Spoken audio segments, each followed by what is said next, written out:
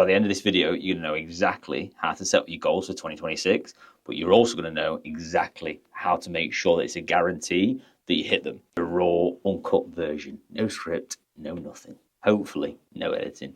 So, essentially, the reason why I'm making this video, obviously, is because the amount of people that I speak to around this time of year, and again, I'm not just speaking about getting in better shape, it's they set all these goals, right? They write them down on a piece of paper or obviously on the notes, like in the phone, wherever it is. And it's like, right, these are what I want to hit.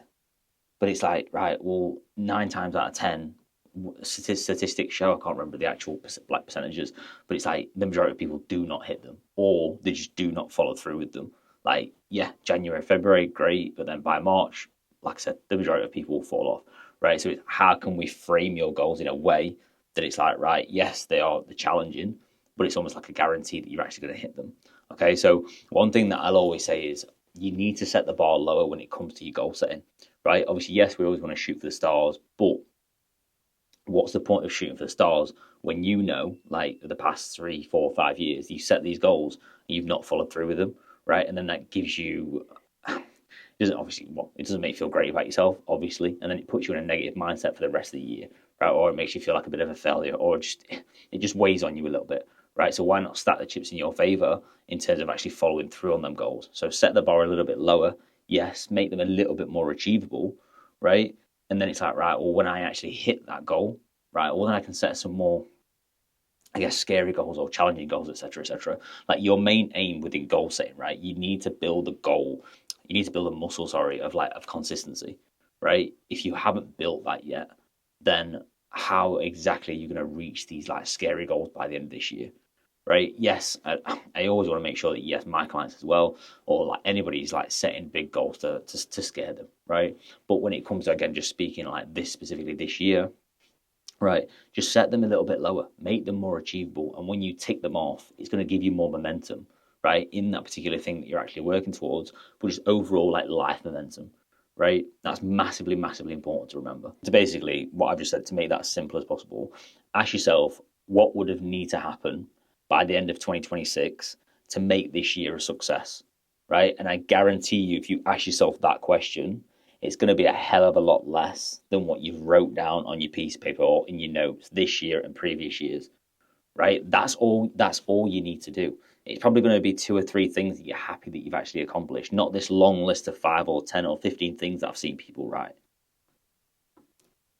When you do that, you're almost setting yourself up to fail before you've even started. So take the gym for example, right? If you want to get in your best shape possible by the end of 26, right? One, you need to make that specific, right? You need to make that very specific, right? I want to lose 20 pounds. I want to gain 5 pounds or 5 kilos back in muscle, right? You need to make that specific, right? Just looking in my best shape that I've ever been in, like it's not super specific. The more specific you can get with it, again, the higher likelihood you are that you can actually envision it and therefore then achieve it. Then essentially, people speak about smart goals, but sometimes people can get overwhelmed with it. So literally, specific goal, right? What you want, make it specific, and then literally underneath, just put the actions underneath what you need to do, whether it's every single week, every single month, like daily, then things that you need to do to actually get that goal like long term, right? Some of these goals might be by the end of 2026. Some of these goals might be in the next 3 months, right? Obviously, everybody's goals are going to be different, but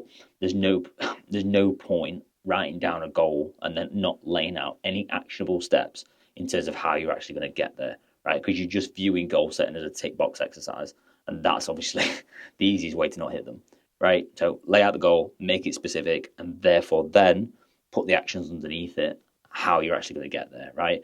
You want to break that down as well. We'll stick with the 12-month goal, right? You want to break that down into bite-sized chunks. So break that down monthly, right?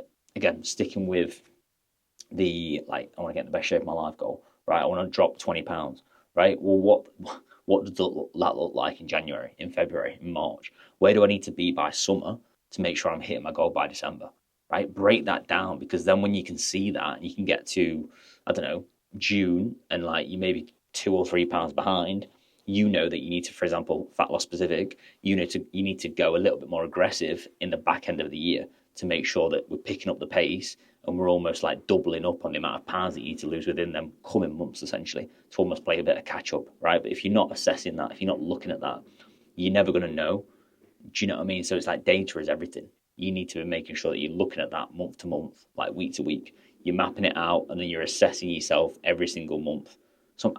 Me personally, I'll do it every single week. Sometimes people think that's overkill, right? So again, just go about it and essentially just monitor yourself every single week, right? And then do a weekly review and a monthly review, right? That is the way you are going to hit your goals long term, right? You need to hold yourself accountable if you haven't got somebody else doing it for you. And even just with the actions, it's like, right, I need to, and even just with the actions, right? Let's say in order for you to get that goal, you think, right, I need to hit the gym 4 days a week, right? Well, if you're only hitting the gym 1 day a week right now, 1 to 4 is a huge jump. So why not be like, right? So for the first couple of months of the year, I need to be making sure that two or three sessions. So again, I would pick one to make it specific.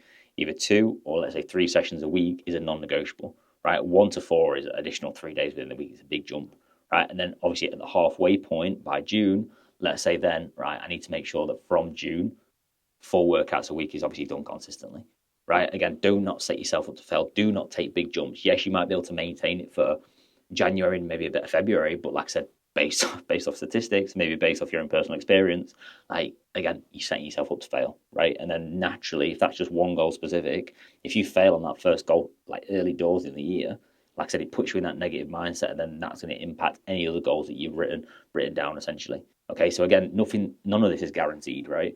But it's stacking the chips in your favor that you're actually going to, if not hit the goal, get as close to it as possible. And it's like, right, again, even if you're trying to reach it, even if you don't hit it, you're a hell of a lot closer than obviously you were beforehand, right? Because you've mapped it out properly. You've broken it down monthly into weekly, right? And then you've actually put the actions obviously underneath. Okay, so that's pretty much it in a nutshell. So I'll always do personal goals, professional goals, and break them down. I probably have like 4 or 5 for each. And then again, the actions underneath, make sure they're obviously specific as well. And then it's like, right, I'm assessing myself every single month, but also I'm doing a bit of a weekly review as well. And then it's like, right, I may need to change the actions that I'm doing every single week if I fall behind on certain goals. So again, maybe I need to improve or increase more of my output on certain things to make sure I'm hitting that goal at the second part of the year, basically. Okay, so hopefully, like I said, a bit of a different video. Like I said, raw and uncut. I won't edit this one. So yeah, hopefully, like I said, hopefully you got something from it anyway. And like I said in the last video, if you are struggling with anything like this, or obviously getting in shape is obviously a big goal of yours, obviously in 2026, obviously drop me a message on here, or obviously just drop me a message on Instagram, same name as my YouTube name anyway. I can obviously answer any sort of like questions you've got. Like I don't have to be coaching, it could just be general advice. Obviously, I just want to help as many people as possible. So I know this time of year is difficult with the amount of information that you're going to get from other coaches.